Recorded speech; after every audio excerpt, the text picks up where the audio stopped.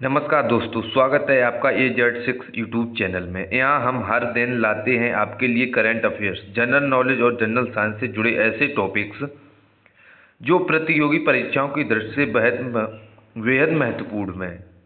आज की इस वीडियो में हम बात करेंगे करंट अफेयर्स, जो हाल ही में चर्चा में रहा है और आने वाली परीक्षाओं में इससे प्रश्न पूछे जाने की पूरी संभावना है। तो चलिए बिना किसी देर शुरू करते हैं आज की महत्वपूर्ण जानकारी।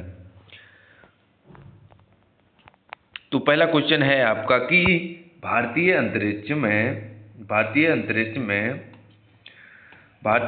यात्री क्या है? भारतीय अंतरिक्ष यात्री शुभांशु शुक्ला के साथ साथ अंतर्राष्ट्रीय अंतरिक्ष स्टेशन के लिए एक्सियोम 4 मिशन किस तारीख को लॉन्च किया जाएगा? तो इसका सही आंसर है आपका ऑप्शन नंबर ए। क्या है? ऑप्शन नंबर 19 जून को शुभांशु शुक्ला अंतर्राष्ट्रीय अंतरिक्ष स्टेशन से सीधे एक्सियोम 4 मिशन के लिए लॉन्च किया जाएगा। इसका एक्सप्लेनेशन क्या है? इसका एक्सप्लेनेशन है कि AX4 मिशन की नई तारीख है जो वह है आपकी 19 जून 2025। ठीक है। एक्सियोम स्पेस ने अब AX04 मिशन के लिए नई लॉन्च तारीख 19 जून 2025 तय की है। यह मिशन भारतीय अंतरिक्ष यात्री शुभांशु शुक्ला सहित 4 लोगों को ISS पर ले जाएगा। लॉन्च फ्लोरिडा के कैनेडी स्पेस सेंटर से होगा। फॉल्कन 9 रॉकेट और ड्रैगन अंतरिक्ष यान का इस्तेमाल किया जाएगा। इसमें मिशन में वैज्ञानिक प्रयोग और अंतरिक्ष में मानव जीवन का अध्ययन शामिल है। शुभांशु शुक्ला भारत के पहले गगनयात्री होंगे जो इस मिशन के लिए जरिए अंतरिक्ष में जाएंगे। और इसमें है कि इस उड़ान की सफलता के साथ ही शुभांशु शुक्ला अंतर्राष्ट्रीय अंतरिक्ष स्टेशन ISS पर कदम रखने वाले पहले भारतीय बन जाएंगे। वह 1984 में राकेश शर्मा के अंतरिक्ष स्टेशन सैल्यूट 7 पर उड़ान भरने के बाद अंतरिक्ष में जाने वाले दूसरे व्यक्ति भी बन जाएंगे। नेक्स्ट क्वेश्चन है आपका क्वेश्चन नंबर 2। गोरखपुर हरियाणा परमाणु ऊर्जा संयंत्र में कब से बिजली का उत्पादन शुरू हो जाएगा? तो इसका जो सही आंसर है वह है आपका 2031 से। कब से? वर्ष 2031 से गोरखपुर हरियाणा परमाणु ऊर्जा संयंत्र में बिजली उत्पादन शुरू कर दी जाएगी। नेक्स्ट क्वेश्चन, इसका एक्सप्लेनेशन है कि गोरखपुर हरियाणा परमाणु ऊर्जा संयंत्र में वर्ष 2021 से बिजली उत्पादन शुरू हो जाएगी। गोरखपुर हरियाणा परमाणु ऊर्जा संयंत्र की 2 इकाइयों में 2031 से बिजली उत्पादन शुरू होने की उम्मीद है और बाकी 2 इकाइयों में 2032 से। इन दोनों इकाइयों की उत्पादन क्षमता लगभग 1400 मेगावाट होगी, जिससे कुल 2800 मेगावाट बिजली की उत्पादन होगा। नेक्स्ट क्वेश्चन है आपका क्वेश्चन नंबर 3। संयुक्त राष्ट्र महासागर सम्मेलन 9 से 13 जून 2025 तक कहाँ के नीस में आयोजित किया जाएगा? तो इसका जो सही आंसर है वह है आपका option number B. Option number B, France के नीस में आयोजित किया जाएगा। तो इसका एक्सप्लेनेशन है कि संयुक्त राष्ट्र महासागर सम्मेलन 2025 के बारे में कुछ महत्वपूर्ण जानकारियां हैं। यह सम्मेलन 9 जून से 13 जून 2025 तक फ्रांस के नीस में आयोजित किया जाएगा। फ्रांस और कोस्टा रिका ने संयुक्त रूप से सम्मेलन की मेजबानी की। According to the French ministry of Europe and foreign affairs, सम्मेलन का मुख्य विषय क्या है? महासागर के संरक्षण और सतत उपयोग के लिए सभी अभिनेताओं को संगठित करना और कार्रवाई में तेजी लाना था।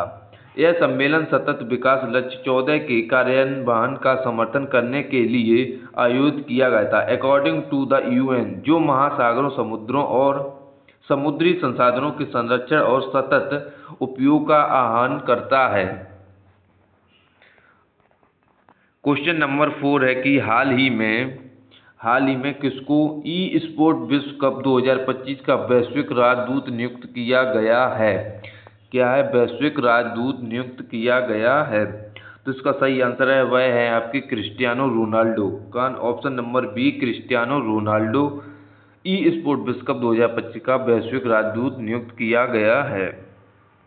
इसका एक्सप्लेनेशन क्या है कि E sport world cup EWC Saudi Arab के रियाद में आयोजित होने वाला एक वैश्विक मल्टी स्पोर्ट्स इवेंट है। यह गेमर्स 8 नाम से शुरू होने के बाद से ई स्पोर्ट वर्ल्ड कप का चौथा सीजन है और लगातार दूसरा सीजन है जिसमें लीग ऑफ लीजेंड्स इस इवेंट में शामिल किए गए शीर्षकों में एक है।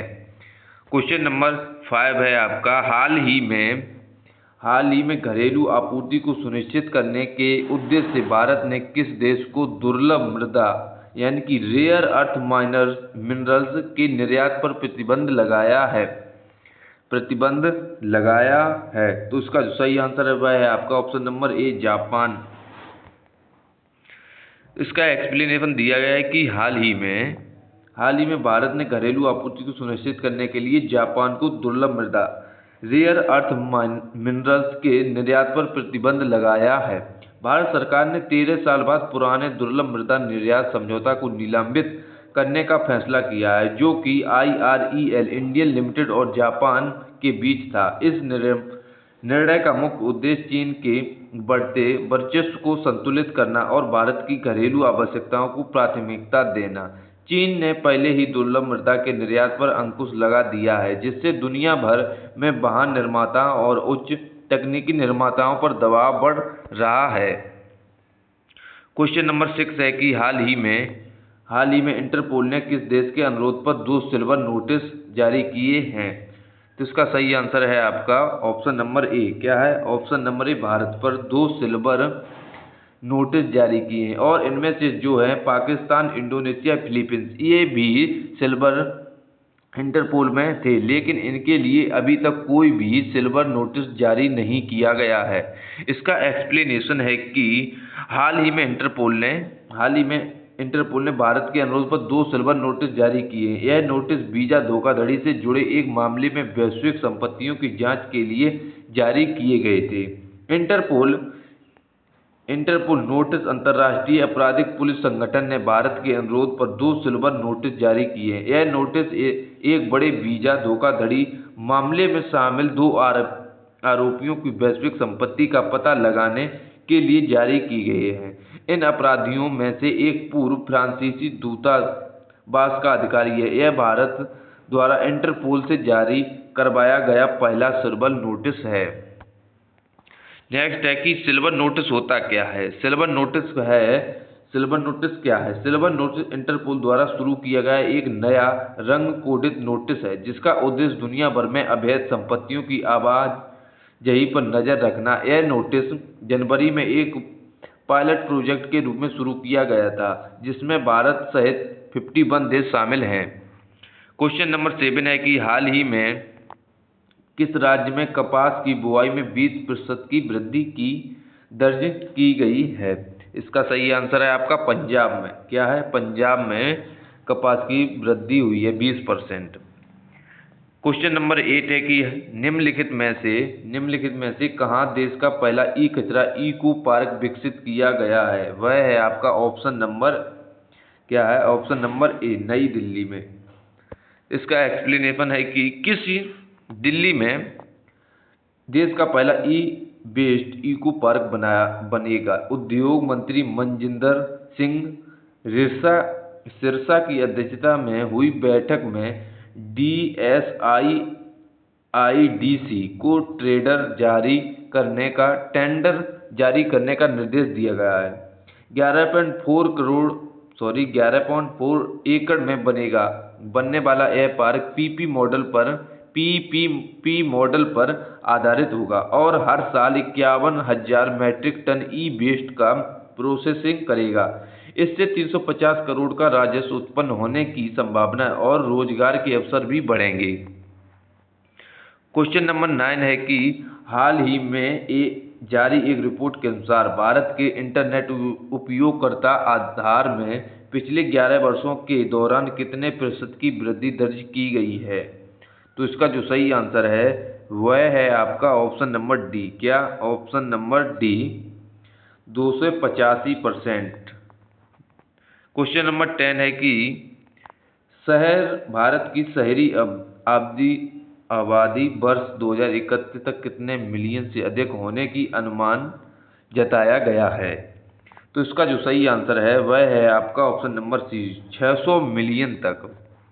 इसका एक्सप्लेनेशन है कि 2031 तक भारत की शहरी आबादी 600 मिलियन से अधिक होने का अनुमान है। संयुक्त राष्ट्र की रिपोर्ट के अनुसार 2030 तक भारत की अनुमानित 40% आबादी शहरी क्षेत्रों में रहेगी, जिसका मतलब है कि लगभग 600 मिलियन लोग शहरों में रह रहे होंगे।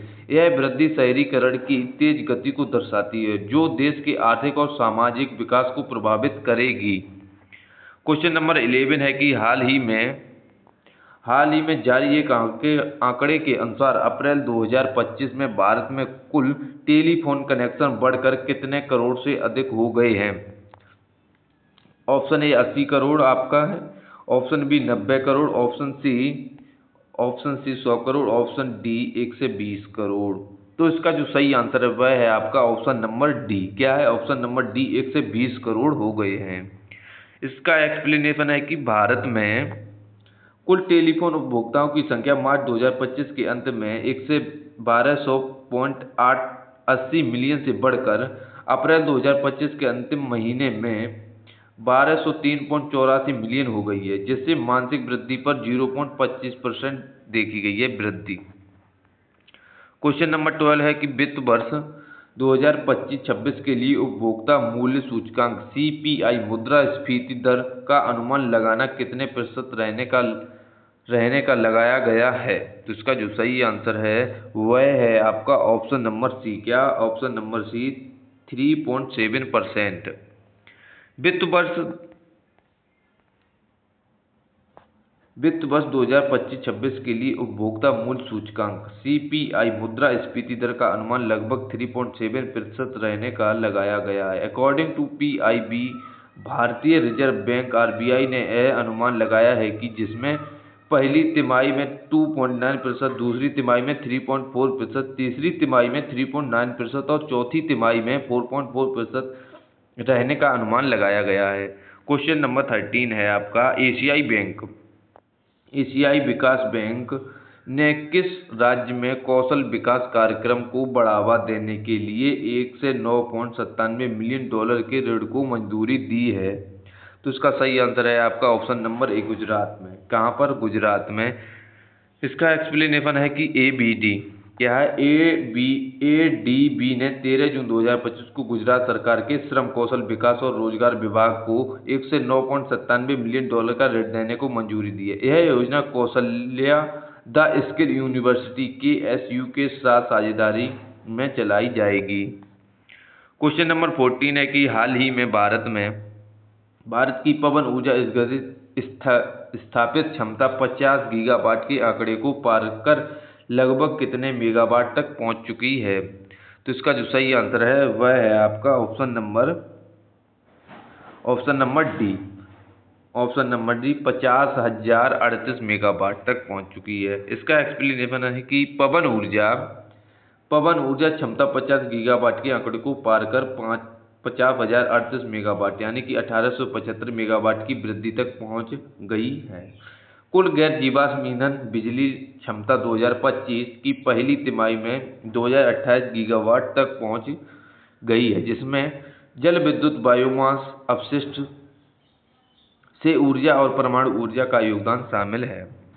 क्वेश्चन नंबर 15 है कि वैश्विक स्तर पर भारत का दवा उद्योग मात्रा के आधार पर किस स्थान पर है। तो इसका सही आंसर है आपका तीसरे स्थान पर। कहाँ पर? तीसरे स्थान पर है विश्व में। भारत दवा का उद्योग वैश्विक स्तर पर एक विशाल उद्योग है जो मात्रा के मामले में तीसरे स्थान पर है और मूल्य के मामले में 14वें स्थान पर है। यह जेनेरिक दवाओं का सबसे बड़ा आपूर्तिकर्ता है जो दुनिया की आपूर्ति का 20% प्रदान करता है और किफ़ायती टीकों के क्षेत्र में एक प्रमुख खिलाड़ी है। अब हैं आपके करंट अफेयर्स से जुड़े जो स्टैटिक जीके से जुड़े हैं क्वेश्चन, उनका अध्ययन करेंगे। 1857 की क्रांति का नेतृत्व मेरठ में किसने किया था? किसने किया था? इसका सही आंसर है आपका मंगल पांडे ने। किसने किया था? ऑप्शन ए मंगल पांडे ने किया था। क्वेश्चन नंबर 17 है कि ग्लोबल वार्मिंग का प्रमुख कारण क्या है? ग्लोबल वार्मिंग का प्रमुख कारण क्या है? इसका सही आंसर है आपका ग्रीन हाउस प्रभाव गैसों से उत्सर्जन जो होता है उससे ग्लोबल वार्मिंग एक प्रमुख कारण है। क्वेश्चन नंबर 18 है कि भारत में हरित क्रांति का मुख्य उद्देश्य क्या था? मुख्य उद्देश्य क्या था? इसका सही आंसर है आपका ऑप्शन नंबर सी कृषि उत्पादन बढ़ाना। क्या? कृषि उत्पादन बढ़ाना। नेक्स्ट क्वेश्चन है आपका क्वेश्चन नंबर 19। भारत का राज्यपाल किसके द्वारा नियुक्त किया जाता है? इसका सही आंसर है आपका ऑप्शन नंबर सी राष्ट्रपति के द्वारा। अब है आपका 20 क्वेश्चन यानी कि लास्ट क्वेश्चन, आज का लास्ट क्वेश्चन। कर्क रेखा भारत के कितने राज्यों से होकर गुजरती है? इसका आंसर है आपका 8 राज्यों से। कितना? 8 राज्यों से। इसका एक्सप्लेनेशन है आपको ट्रिक के माध्यम से समझाया जाएगा। कर्क रेखा की 8 राज्यों से होकर गुजरती है। इन राज्यों को याद करने के लिए एक आसान ट्रिक है, राम गुमछा छा। इसका मतलब है रा से होता है राजस्थान, एम से मध्य प्रदेश, जी से गुजरात, ना छा से छत्तीसगढ़, मा से मिजोरम, गे से पश्चिम बंगाल, झा से झारखंड, जा से त्रिपुरा। एक और है जो है आपकी मित्र पर गमछा झा। मी से होता है मिजोरम, त्रा से होता है त्रिपुरा, पा से होता है पश्चिम बंगाल, आर से होता है राजस्थान, गा से गुजरात, एम से मध्य प्रदेश, छा से छत्तीसगढ़, जार से झारखंड। ठीक, आज की वीडियो यहीं समाप्त करते हैं। मिलते हैं नेक्स्ट वीडियो में, तब तक के लिए जय हिंद, वंदे मातरम। वीडियो अच्छी लगी तो चैनल को सब्सक्राइब करना।